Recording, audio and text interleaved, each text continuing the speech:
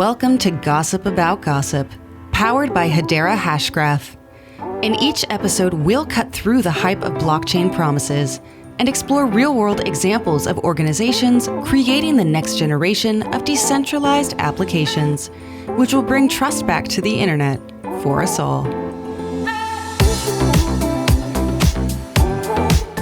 Hello, everyone, and welcome to the latest episode of Gossip About Gossip, the podcast where we talk about real-world applications of distributed ledger technology.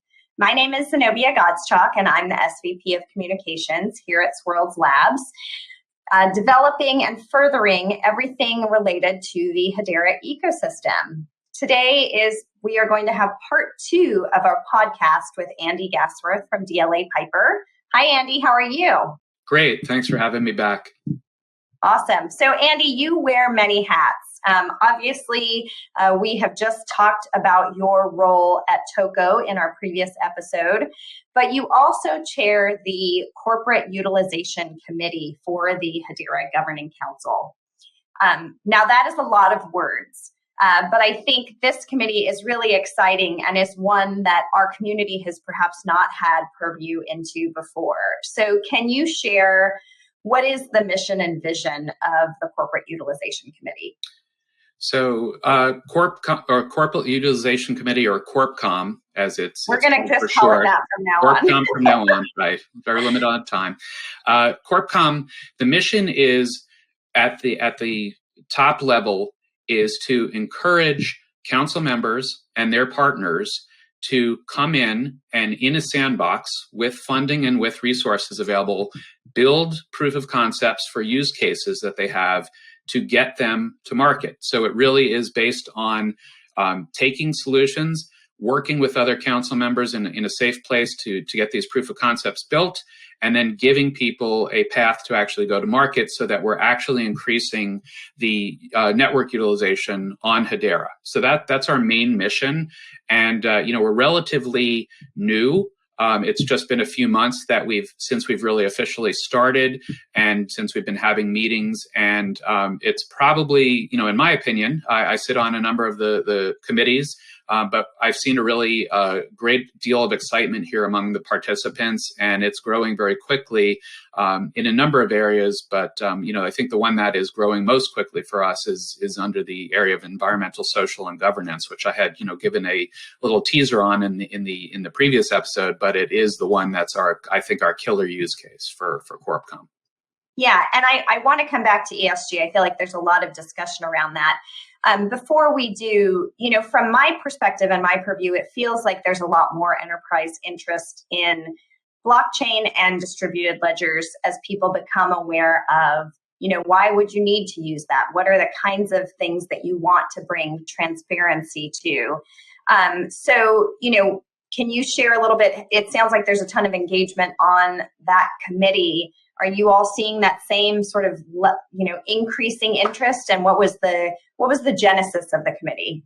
So the committee went through a couple of earlier iterations. We had the Hedera Enterprise Alliance. We had user groups and special interest groups. But what we were really missing was that, people were presenting use cases, but they didn't know how to actually engage and get started in building them. And that, I think, is really the critical difference here, is that, again, with grant funding and with the ability to bring resources to help organizations understand how to integrate with Hedera and actually get the solutions moving, that's the difference here. And that's where we're actually seeing real traction amongst the council members and, again, their partners out in industry. The other thing that we've done is that in addition to presenting use cases and actually moving through and obviously keeping them updated and talking about the challenges of the opportunities that are out there. The other thing that we do is we have invited experts that participate within CorpComm. They can be people from industry. They can be folks. We have constant participation from the HBAR Foundation. But what we're really trying to do is avoid a myopic view of what we just do within the council or what we just do within Hedera. We want outside influence so that we can make sure we're helping to make Hedera that much more attractive to other folks to either join as council members or develop apps on the platform.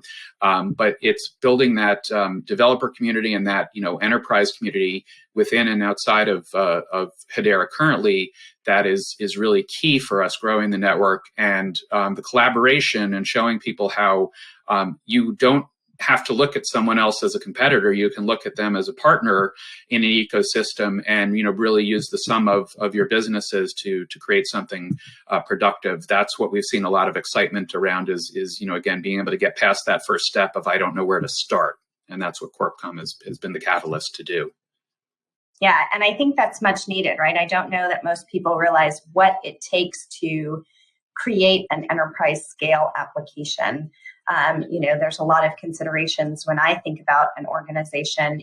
Who are the key stakeholders that have to be educated before they can even give you the green light to start building? Where do you get the funding from to support that project? And what are the key criteria that you have to think about along the way? So I know you mentioned you've had that experience at Toco. I would imagine that probably sort of informed your decision to be, to run this committee. Yeah, and I've been very adamant about focusing on what is the problem, and in the case of enterprise, what is the business problem or organizational problem that you're looking to solve. If you're talking to executive stakeholders, from my experience, most of them are not interested in the technology that you're going to use to go about it, but they're interested in what are you actually going to accomplish, and having real metrics or service level agreements, that this is the definition of success, whether it be a proof of concept or further stages down the line. If you can lay that out and articulate it as a business problem that you're solving and then show them that it is solvable, then you go forward with that discussion. The other thing is, from a technology perspective, we often have C-level personnel come to us from different organizations and say, I know I'm supposed to be doing something on blockchain, but what does that mean? And, that's where we get to flip the conversation around. And, depending on industry or the specifics of an organization and the problems that they may be facing, there's usually an existing use case that we can show them that would fit with their, getting started on blockchain and having a productive product or service to develop out of that.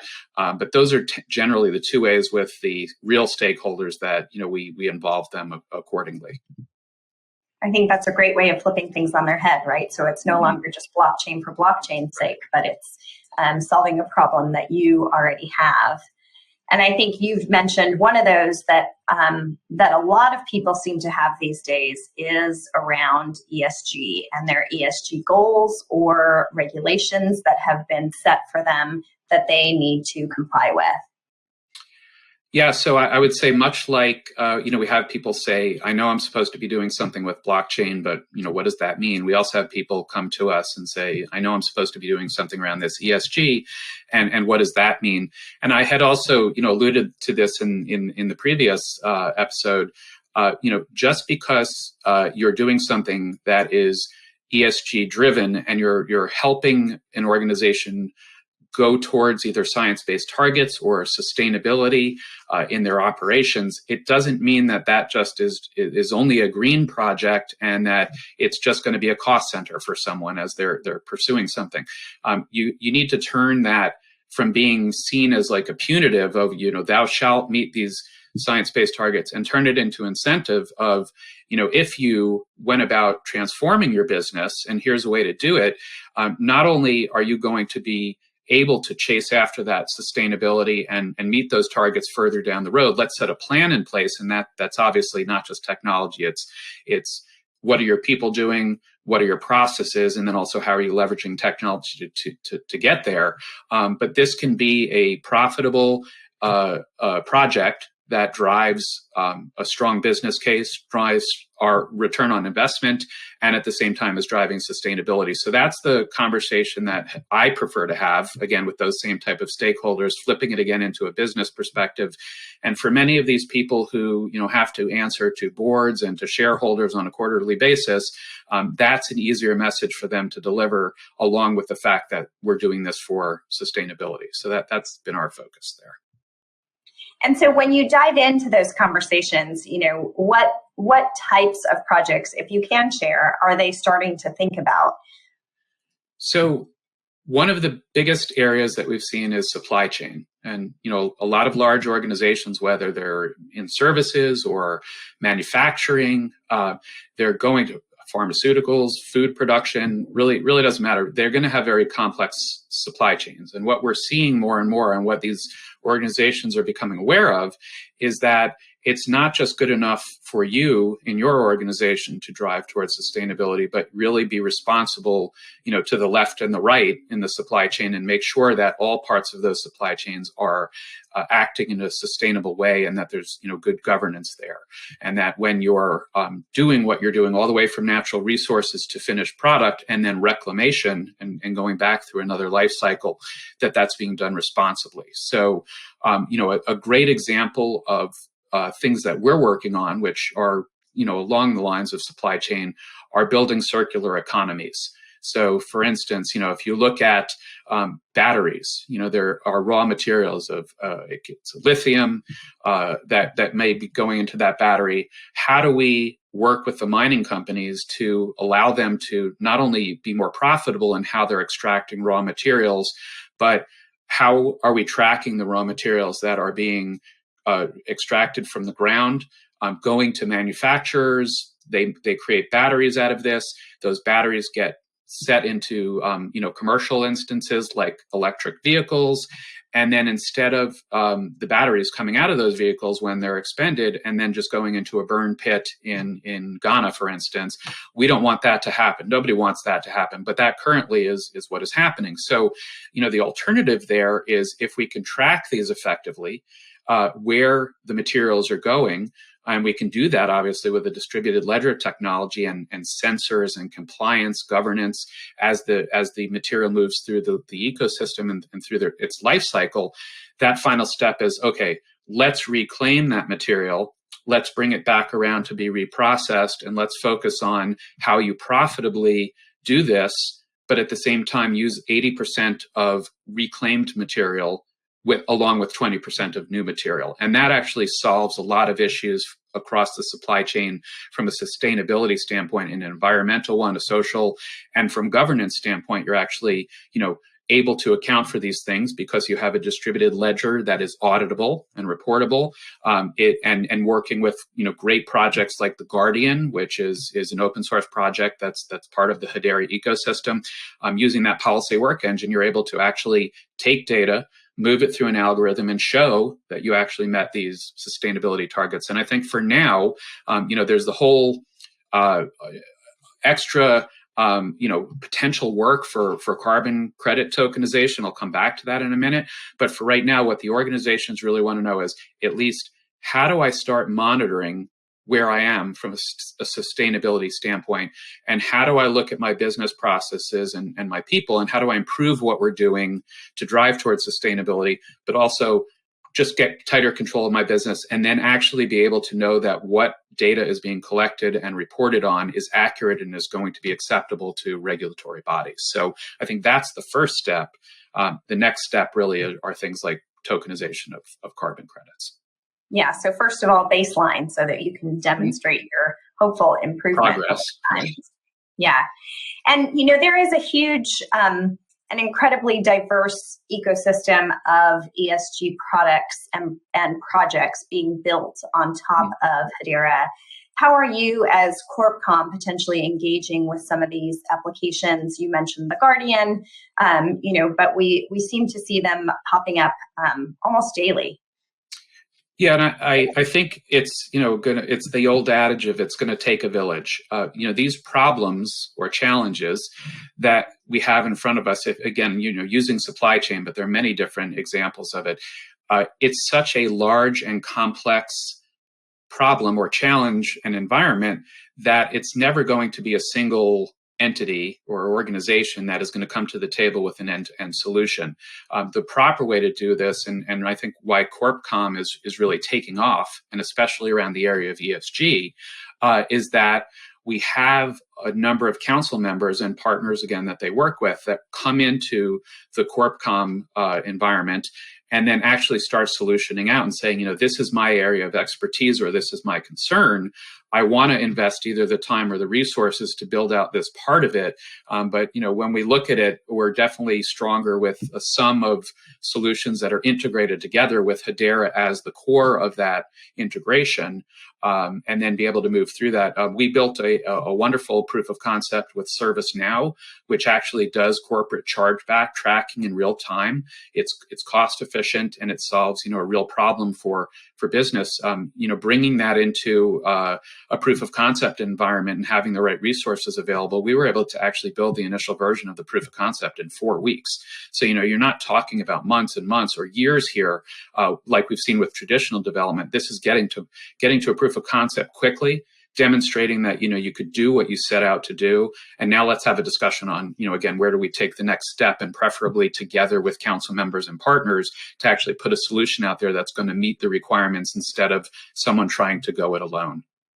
Yeah, and these are huge markets, right? I mean, you talk about supply chain, you talk about things like corporate chargebacks. These are not the sexiest things out there, but they are incredibly large markets, and it feels like there is a lot of demand to bring some transparency there, allow everybody who is involved in that process to sort of be singing off of the same hymn book. Mm-hmm. So seems like there's a lot of those untapped areas that there's going to be a huge number of transactions, a huge amount of engagement, even if they're not sort of in the headlines every day. Yeah, and I agree with you. It sometimes may not be the most exciting thing. There definitely are use cases within ESG that very progressive, very public facing, and that's an important part of it.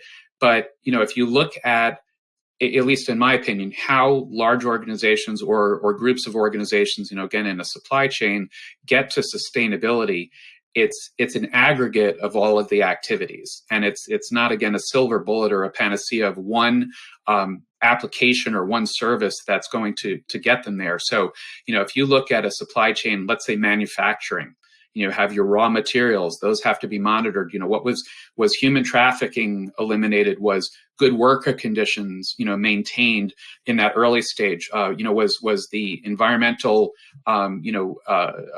fallout from performing the work they did managed properly and cleaned up properly, accordingly? So it goes from that to manufacturing. Maybe there's a measurement of energy that's being expended, a quality assurance that the products that are being made are, fit and safe.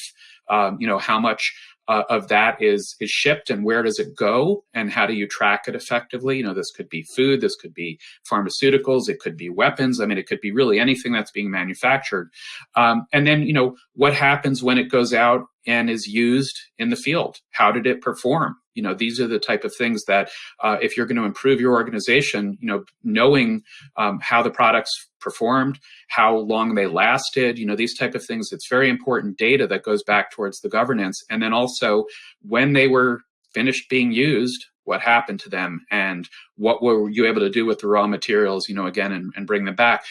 We have, even in transportation, being able to pull data off of airplanes or trains or buses, whatever it may be, and say, okay, well, how efficient are these systems running? How could we improve the efficiency here? Do we even have, a driver of a bus that is more aggressive in their driving than another one? And this is what the result was. How many people came into an office with location and activity tracking? All of these things are what we would call sensors. And collecting, the more data you collect and aggregate and put it through a policy work engine like the Guardian, the better the chance you have of being able to build up the aggregate of knowing where you stand from sustainability and certainly going after those targets. Yep. And I think that is exactly why the tagline for this podcast is talks about the real world applications for distributed ledger technology. Andy, before we wrap up, anything else you'd like to share with our audience? Yeah, I'd like to say from a Hedera perspective, one of the things that I don't think it's the first thing that's going to happen, because so many organizations that are at the beginning of their journey towards ESG, but where we really see a huge capability and a differentiator for Hedera is with carbon credit tokenization. We have seen other groups, going after doing this on Ethereum. And just from an energy expenditure and from the cost of gas prices, on that DLT, it doesn't make it an effective way to actually chase sustainability when just as an example, and this data is, publicly available, but, an average transaction on Hedera is 0.04 watt hours for that transaction. On Ethereum 2, it's 557 watt hours. So, you're talking about a huge delta in the amount of energy that's being consumed for transactions, which if you're driving after sustainability, again, this is really important that you minimize the amount of energy that you're consuming. And then from a cost perspective, in the ServiceNow DLA Toco example that I was talking about, our average transactions were a 10,000th of a cent. So when you're looking at enterprise solutions and you have a lot of data or transactions coming through, it makes it cost effective for these enterprise solutions. And then, if you look at the natural extension of that and tokenizing carbon credits, let's say we put data through a policy work engine and use something like Toco to create carbon credits that are available on Hedera's network. Well, people can buy and sell these tokens for meeting sustainability or the surplus they have in a cost-effective way and an energy-efficient way. And that's, again, a huge differentiator, which, we want to see people focus on once they start to aggregate their data and move towards sustainability with their ESG initiatives. Absolutely. And to your point, not only low cost per transaction, but fixed and predictable cost per transaction, right? Not dependent on, fluctuations in coin price or anything like that. Yeah, and having those transactions settle, in near real time, and that's important, obviously, from an enterprise perspective of really being on top of your data and your performance. Yes. I don't know any enterprise that's like, sure, go ahead and confirm my transactions whenever is convenient. Right. We'll see. Right. Well, Andy, thank you so much. I have really enjoyed this conversation. We so appreciate you coming on, and we look forward to hearing more from you in the future. Yeah, and if anybody has interest in, CorpComm and, some more detail on that, look on the Hedera website. There's a lot of information, as well as if you want to learn more about Toco, our digital creation and ESG platform, it's toco.network. And from a perspective of ESG consulting, you can always go to dlapiper.com and look at our ESG practice there, which front ends what we do on Toco from an ESG perspective. And I really appreciate you having me back, and hopefully this was a valuable discussion for the folks that listen to the podcast. Absolutely. Fantastic, Andy. Thank you so much. Thank you.